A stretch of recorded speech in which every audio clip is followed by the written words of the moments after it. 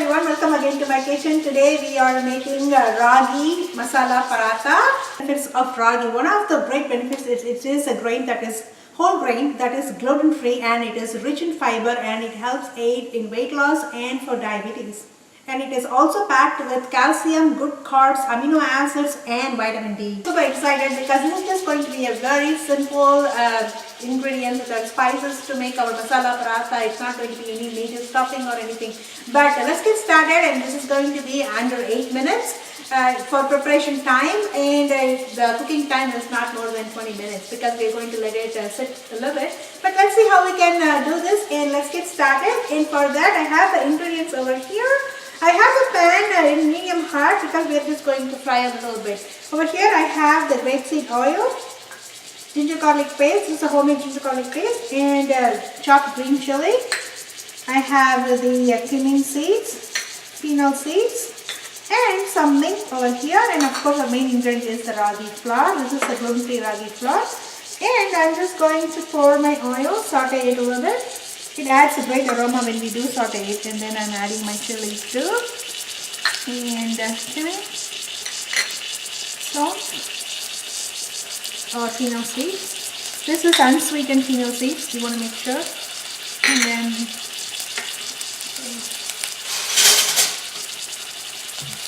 it has to be in a medium heat. You don't want it to overcook it or burn it.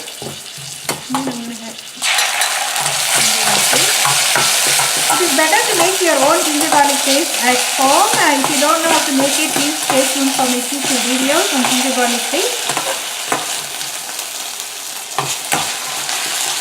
And I'm going to turn it off, but I'm just going to put my mint a little bit, just not enough to boil it, but just to saute it to get it very well combined.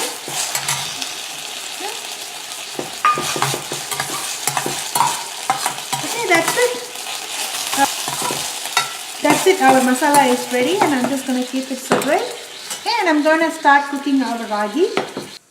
Alright, let's see how we can make our ragi dough. For this, we are just going to pour some water. My pan is really hot, and make sure it boils, and then we're going to add salt. I'm just adding like 1 tablespoon of salt. It depends on your taste, as much as you need. And then I'm just going to take a ladle. I'm going to take a ladle like this, so that way it's easy for me to stir. Okay, I see some boils. I'm just going to slowly add my ragi. And then this is a very important step, so you have to keep stirring, and it is on low heat right now, so that way it doesn't burn the ragi flour.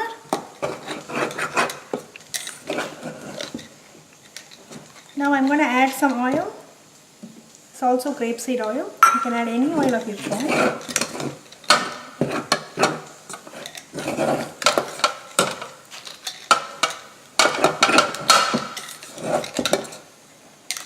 Right, now I'm going to turn off my heat. I'm just going to remove the ragi flour from my ladle, so we can toss and turn here. And you can see that it still needs a lot of kneading, but we're just going to keep it in and keep it closed for like 10 to 15 minutes for the dough to cool down, so it will be easy for us to work with our hands. And we can also add some oil when we start doing the process. There you go. And there you go. I'm just going to close it with a lid and let it sit for 10 to 15 minutes. Alright, it's been 15 minutes, and I have transferred my ragi dough into a glass bowl, and as you can see, it is really done. It's very soft, and it doesn't even stick to your skin, so it's really nice. So I'm just going to take like small balls, and I have the ragi flour for dusting in case I need it, and I also have oil. So what you can do is you can grease your palm with oil, and then you can start. You just need to do a little bit of a massage so it is spread even without any lumps. And then I'm just going to take my parchment paper, and then I'm just going to put this on top like how we roll it. You can even roll it without that, it's not sticky at all. But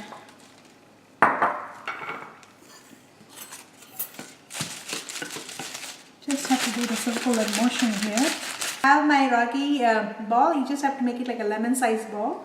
And then I'm just going to flatten it and dip it in my ragi powder just for dusting it.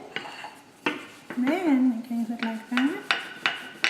You can even use a parchment paper, but I find it easier this way on my countertop, which is even surface.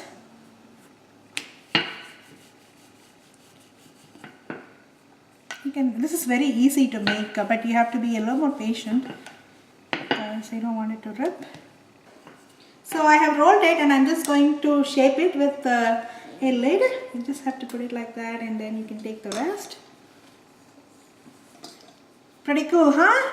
Okay, now I have my paste over here. So you want to put a little bit because it has a lot of chilies. If you don't want too much of the spices, you just paste it a little bit like that. And make sure you don't do a lot in the corners because it's going to come out. And now I'm going to make one more and then the same size. Guys, this is much more easier than the wheat flour, I tell you. Like that. And I'm going to make another one so we can put it on top. The same procedure, flatten it and dip it in the ragi flour for dusting. And don't worry about the shape because we have the lid to even it out and circle it. So you just have to flatten it a little bit so that way. So here. And then make sure you press it hard so it's easy to, and then you hold it down. And voila, there you go. I'm just going to put this on top like a cover. Then I'm going to slowly roll it. Right, for that to kind of blend and mix. For that to kind of sit on top. Then, there you go. You can just smudge it in on the corners. There you go. There it is. And over here, if you see something like that, you can just roll it like that. That'll be nice. But make sure you use the same lid. You don't want different sizes. Or you can just take it like that. Yep, there you go. There you go. And I'm just going to show how to make one more. Just have to take like a... So if you're really confused about the sizes, you can just make two at the same time and kind of compare.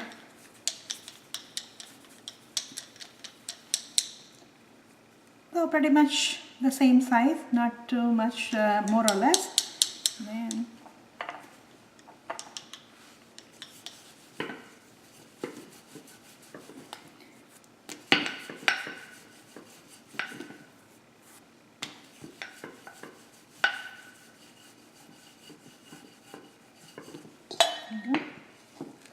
press it down. There you go.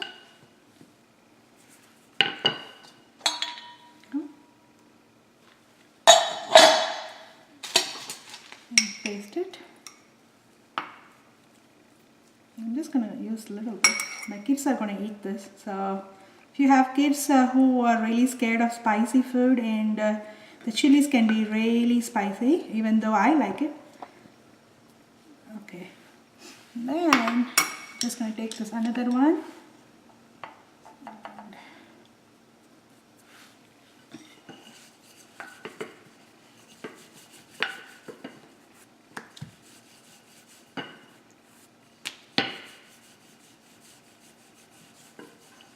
Just have to go in a circular motion, which is easy. And then put it down.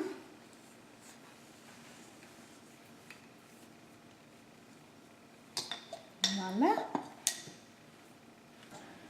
It's flipping through, and I'm just going to put this on top. You can also smudge it in like that, little, like how you will do for a pie.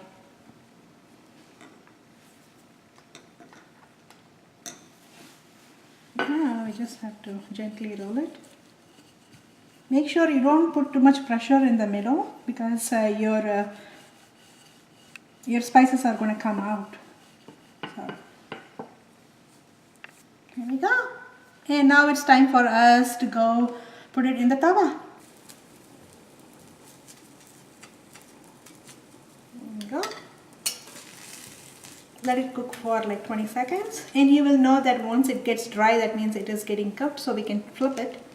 Alright, our ragi masala paratha is ready, and this is the dipping that I made. This is also tomato, dal, masyal, and you can always go ahead and split it and dip it in here, but I'm also making something like if you don't want it for a full meal, you want it for an appetizer, you can have these bite-sized ragi parathas in here, and or you can even make it plain. It's up to you, depending on who's eating this, who are you feeding this, right?